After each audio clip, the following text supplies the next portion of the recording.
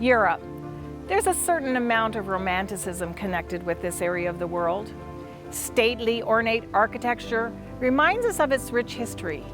Magnificent cathedrals pierce the sky with their exquisite spires, and bustling marketplaces sell interesting goods from around the world.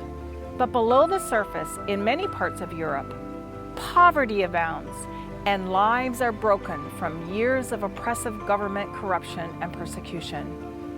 People feel powerless, and many of them turn to alcoholism and drugs to drown out their depression. In the past, Europe experienced great revivals.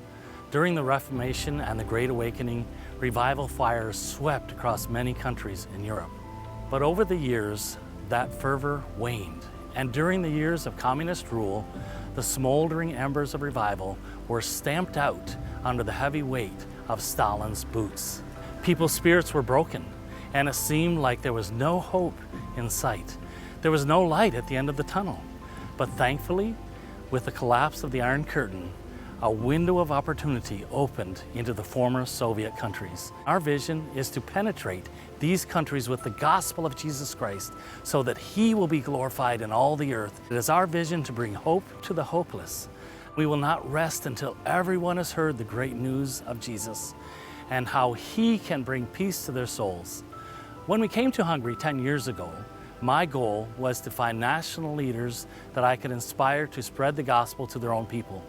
God has led me to several young men who are accepting the challenge to carry the torch of evangelism and discipleship all across Hungary. Right now, discipleship groups are being formed practically every month, and we have over 30 groups meeting weekly for spiritual growth and accountability. This movement is creating a deepening of spiritual fervor and an increased burden for the lost among the Christians of Hungary. I am excited about the momentum we are seeing, and I believe we could be on the verge of another great awakening. About 5 years ago, through a series of miracles, God led Ed and I to start a ministry to transitioning orphans in Slovakia, a country that borders Hungary. We have spent countless hours building a solid foundation for this important ministry to disadvantaged young women. And now we have an opportunity to minister to the poor people in the village where we have our transition home. This year, we purchased a property that includes a house, barn, and a multi-purpose building. We're excited to have a new missionary couple coming to live in the house, and we hope to use the multi-purpose building for church services and programs for children. Our vision is to meet each person exactly where they are with the transformational power of the gospel. We want every orphan to feel loved and valued. We want every drug addict to be set free from the chains of drugs and alcohol. We want every homeless person to know that they can inherit a mansion in heaven.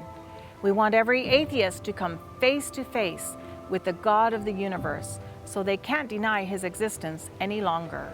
And we want to see believers become deeply grounded in their relationship with God so they are compelled to share their experience and disciple others. The clarion call is clear. We must go and share the gospel to the ends of the earth.